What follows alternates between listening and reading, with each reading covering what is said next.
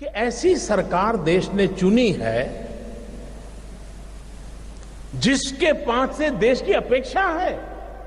आप मुझे बताइए भाइयों बहनों, 2014 में आपने वोट दिया था, भ्रष्टाचार के खिलाफ दिया था कि नहीं दिया था? आप मुझे बताइए, आपने ये काम करने के लिए मुझे कहा था कि नहीं कहा था? काले धन के खिलाफ काम करने के लिए आपने मुझे कहा था कि नहीं कहा था? आपने मुझे कहा था तो मुझे करना चाहिए कि नहीं करना चाहिए?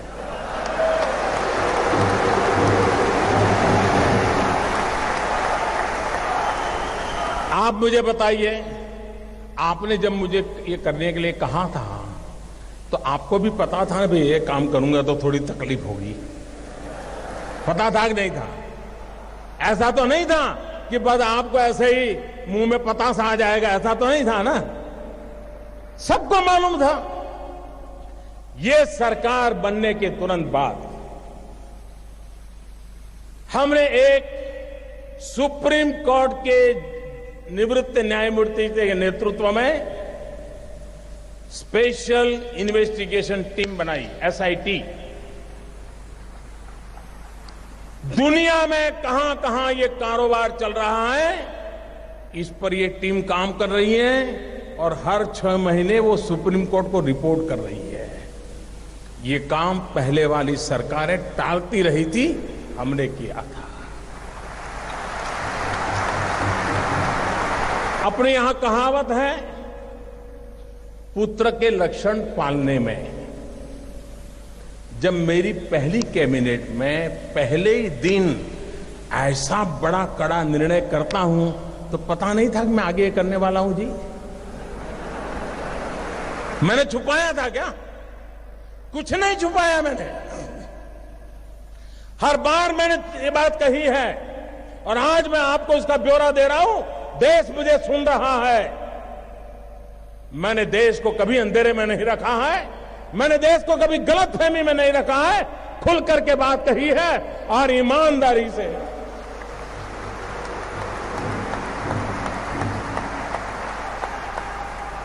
भाइयों बहनों, दूसरा जरूरी काम था, दुनिया के देशों के साथ पिछले 50-60 साल में ऐसे एग्रीमेंट हुए थे कि जिसके कारण हम ऐसे बंद गए थे कि हम कोई जानकारियां ही नहीं पा रहे थे। हमारे लिए बहुत जरूरी था कि दुनिया के देशों से पुराने जो एग्रीमेंट है उसमें बदलाव करें, कुछ देशों के साथ नया एग्रीमेंट करें। अमेरिका जैसे देशों को मैं समझाने में सफल हुआ कि आप हमारे साथ एग्रीमेंट कीजिए और आपकी बैंकों में किसी हिंदुस्तानी का पैसा है, आता है या जाता है, हमें तुरंत पता चलना चाहिए।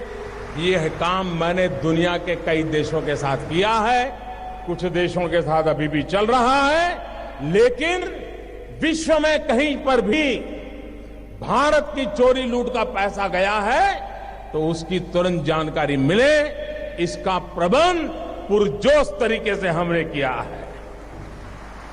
हम जानते हैं, आपको भी पता है कि दिल्ली के किसी बाबू का ये गोवा में फ्लैट बना हुआ है ना?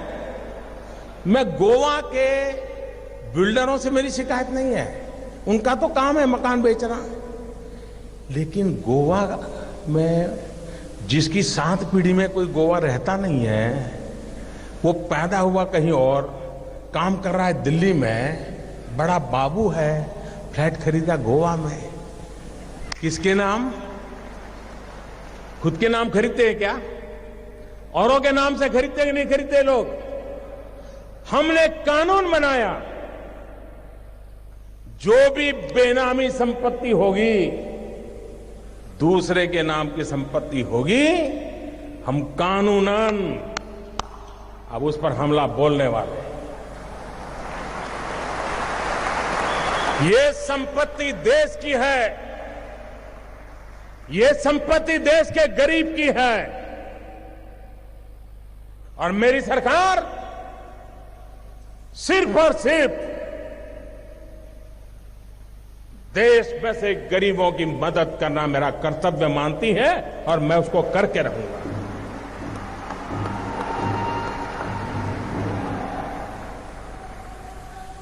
हमने देखा है, घर में शादी हो, ब्याह हो, कुछ काम हो,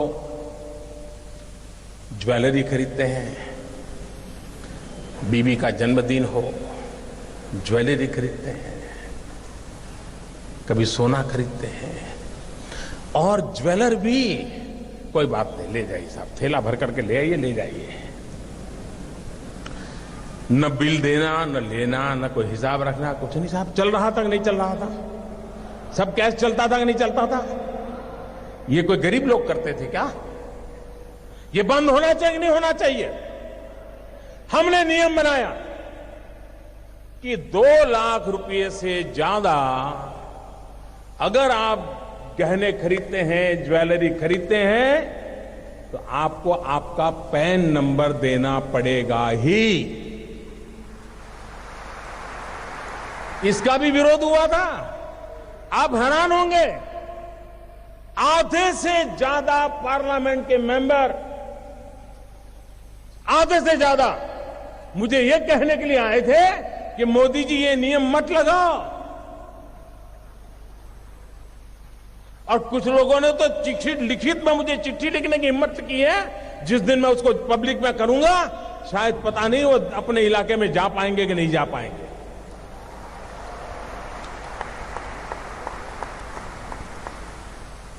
अगर आपके पास पैसे हैं, आप सोना जवाहरात खरीदते हैं, हम इतना ही कहते हैं कि भाई आपका जो इनकम टैक्स का पैन नंबर है वो लिखवा दीजिए, पता तो चले कौन लेता है, पैसा कहां से आता है, कहां जाता है। भाइयों बहनों, ये 70 साल की बीमारी है और मुझे 17 महीने में मिटानी है।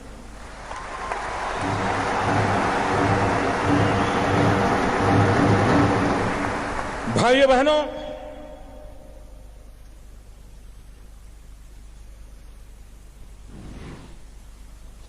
हमने एक और काम किया, पहले की सरकारों ने भी किया था। ये जो ज्वेलर्स है, क्योंकि ज्यादातर हमारे यहां सोना वगैरह की बात कर रहा, उन पर कोई एक्साइज ड्यूटी नहीं लगती थी। पहले सरकार ने लगाने की कोशिश की, बहुत कम लगाई थी, लेकिन सारे ज्वेलरों की संख्या बहुत कम है। एक गांव में 1-2 ही होते हैं, बड़े शहर में 50-100 होते हैं, लेकिन उनकी ताकत बड़ी गजब है साहब। अच्छे अच्छे एमपी उनके जेब में होते हैं।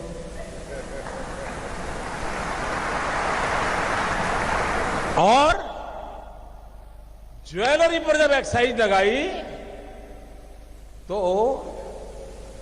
मेरे पर इतना दबाव आया, एमपीओ का दबाव, डेलीगेशन, हमारे परिचित, साहब ये तो सब इनकम टैक्स वाले लूट लेंगे, ये तबाह कर देंगे, ऐसे ऐसे बताते थे।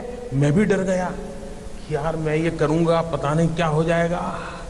मैंने कहा ऐसा करो भाई, 2 कमेटी बनाते हैं, वार्ता करेंगे, चर्चा करेंगे। सरकार की तरफ से उनको भरोसा था, ऐसे एक्सपर्ट कमेटी बनाई।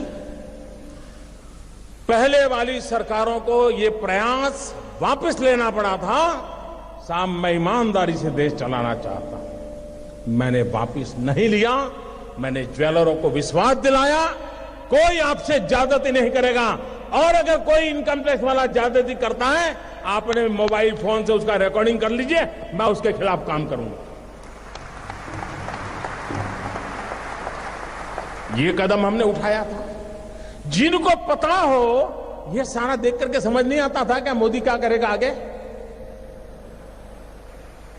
लेकिन अगर आप अपनी दुनिया में इतने मस्त थे कि और पॉलिटिकल पार्टी की तरह ये भी आकर के चला जाएगा, मैं भाइयों बहनों कुर्सी के लिए पैदा नहीं हुआ।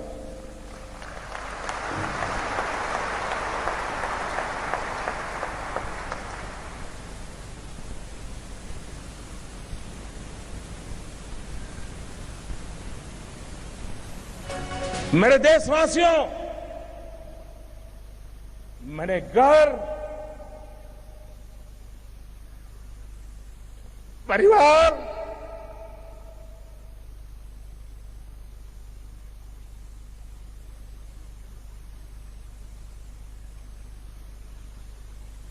सब कुछ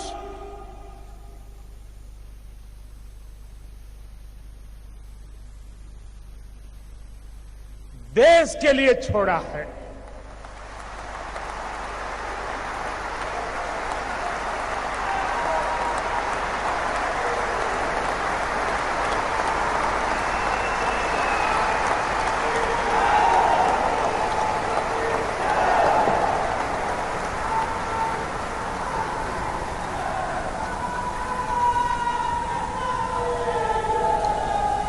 हमने दूसरी तरफ ये भी जोर लगाया, अच्छा कुछ लोग होते हैं मजबूरन कुछ गलत करना पड़ा हो, सब लोग बेईमान नहीं होते, सब लोग चोर भी नहीं होते, कि मजबूरन कुछ करना पड़ा होता है। वे अगर उनको मौका मिले तो सही रास्ते पर आने को तैयार होते हैं, और ये संख्या बहुत बड़ी होती है। हमने लोगों के सामने स्कीम रखी कि अगर आपके पास ऐसे बेईमानी के पैसे पड़े हैं, गलत पैसे पड़े हैं, तो आप इस कानून के तहत जमा करा दीजिए, इतना दंड भर दीजिए। उसमें भी मैंने कोई माफी नहीं दी। लेकिन व्यापारी लोग चीजों को समझने में बड़े होशियार होते हैं। उनको समझ में आ गया कि ये मोदी है, कुछ गड़बड़ करेगा। आपको जानकर के खुशी होगी, आजादी के 70 साल में ऐसी योजनाएं कई बार आई। पहली बार 67,000 करोड़ रुपीज लोगों ने आकर के दंड समेत जमा कर दिए साहब। और 2 साल में टोटल सर्वे के द्वारा, रेड के द्वारा, डिक्लेरेशन के द्वारा 1.25 लाख करोड़ रुपया जो कहीं हिसाब में नहीं था, वो सरकारी खजाने में जमा हुआ है भाइयों बहनों। 1.25 लाख करोड़ का हिसाब आया है। ये 2 साल में किए हुए काम का मैं हिसाब आज गोवा की धरती से पूरे देश को दे रहा हूं मेरे भाइयों बहनों।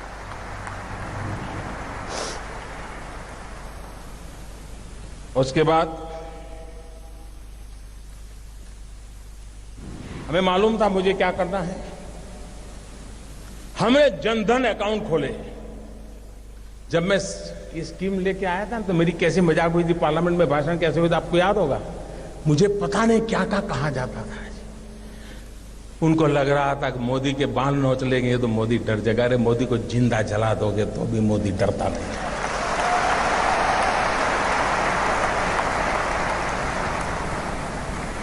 उसके बाद हमने प्रारंभ में आकर के एक काम लिया, प्रधानमंत्री जनधन योजना के द्वारा गरीब से गरीब का बैंक अकाउंट खोलना। उस समय लोगों को समझ नहीं आया कि मोदी बैंक अकाउंट खोला कौन रहा है। अब लोगों को समझ आएगा कि इस बैंक अकाउंट का क्या फायदा होने वाला है। करीब करीब 20 करोड़ से ज्यादा गरीब लोगों के बैंक अकाउंट खोले, और हिंदुस्तान में अमीर लोगों के जेब में, बटवे में